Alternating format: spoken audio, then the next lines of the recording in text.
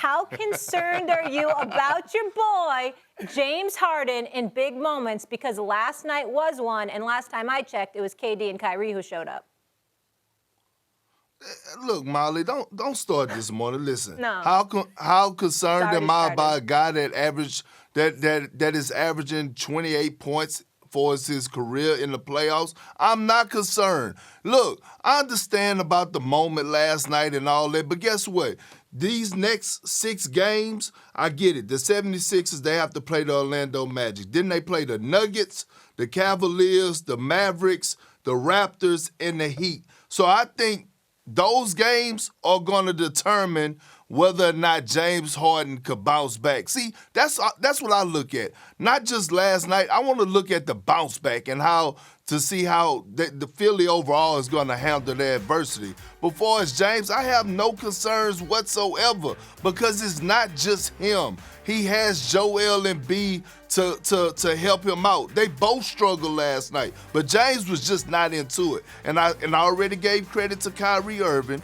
Kyrie Irving completely took him out of the game. Kyrie Irving completely made this personal. He took it personal. So I'm not disregarding that James Harden stunk the building up yesterday. He did. But am I concerned that he's going to continue to play like this? Or do I have any type of thoughts in my head that he's going to struggle like this the remainder of the season and in the postseason? No, Molly, I'm not. Oh, because your face looks a little anxious, so that's why. I didn't know. It's right in the nose. I was just, there was a lot of stress and tension happening. I think that's for me, Molly. So I was trying to believe it, but your face and your eyes were telling me something different. Wait, before we get to you, though, Monica, real quick. I don't have my glasses on today. No.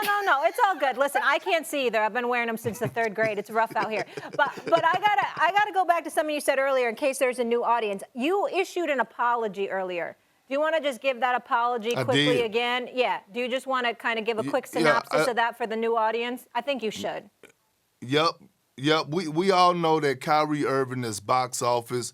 We know that he's one of the most skilled guys to ever play the game of basketball, that he could drop 50 on you in a game, 25 in a quarter. But I want to apologize to Kyrie Irving, and I want to say this. I will never say anything negative about Kyrie Irving again as long as I'm in the media, period. He won me over last night. I'm talking about the way that he set that tone defensively, the way that he took it personal against James Harden. Look, that's the type of energy I love. So however people feel about Kyrie Irving, Big Perk don't feel that way no more. And I told y'all earlier today, if Kyrie Irving goes on IG Live today and he's having that moment with Vibe with Kyle like he normally does every 3 or 4 months, and he's sitting Indian style and he's burning his sage, I'm going to be right there on IG Live sitting Indian style doing the same thing. I'm part of the Kyrie fan base now. Big Perk, big bro. I have one question, though.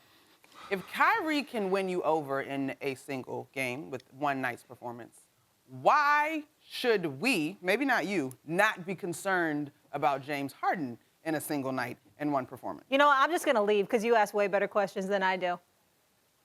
I love you, Molly. Don't leave. No. I need you. Perk, you heard that. No, the reason. No, I heard him. I heard it loud and clear. And see, now I feel. Here's the thing. Now I feel why Stephen A. be saying, when we get up here and y'all try to tag team me, but look, I'm here for it, okay? So let me tell you this. The reason I'm apologizing and I'm jumping on the Kyrie bandwagon and he won me over is because over the last few years, I have been beyond critical of Kyrie Irving. I've been beyond critical. And what happened was that I saw a different level of focus out of him. And it wasn't about scoring. It was his approach to the game yesterday that won me over. And I'm talking about just him picking up James Harden full court, things to that nature. Because it was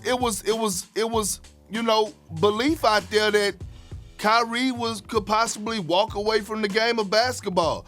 Some was questioning, did he even want to play the game of basketball? Yeah. A lot of us was questioning, did he still love the game of basketball? And last night showed me that passion, that love is still there. See, to all other casuals out there, they want to look at the points, they want to look at the crossovers, the Euro steps to the floaters. I looked at that defense, and I looked at how he wanted that matchup, and that's what won me over with Kyrie Irving. To answer your question, All Monica. right. Cheers to that, because I feel you on that. I respect that. I have great appreciation for you coming to that conclusion. However, on the flip side, I do think last night's performance had the same weight for those that acknowledge that James Harden historically has not been able to show up in big games. And I want to use your word, Big Perk, approach to the game. That is a beautiful thing. That is very simple. And the approach to the game for James Harden has been to get to the free throw line. The Nets took that away from him early in the ball game. The approach to the game after that was I'm going to take my ball and I'm going to go home because we're already in good position in terms of the playoff standings, which to me is not the right approach because history says that this gentleman has struggled to show up on the biggest stages, which would be the playoffs. And so if one night's performance can have this much momentum and mean this much in terms of Kyrie, I'm just saying that it can swing the pendulum the other way in terms of giving great reason to be concerned about James Harden moving forward. And I know you're going to say the team around him. That is fantastic. Whoop-de-doo. Joel Embiid last night showed up. He competed. Didn't have the best floor game, but he competed.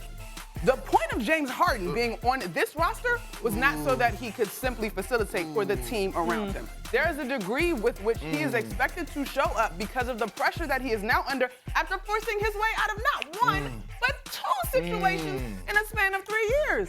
So all I'm saying is don't poo-poo this game away as if it means nothing because 10 years ago you was on the roster with James Harden. He scored 24 points in the fourth quarter versus San Antonio Spurs. It doesn't add up. Thanks for watching ESPN on YouTube. For live streaming sports and premium content, subscribe to ESPN+.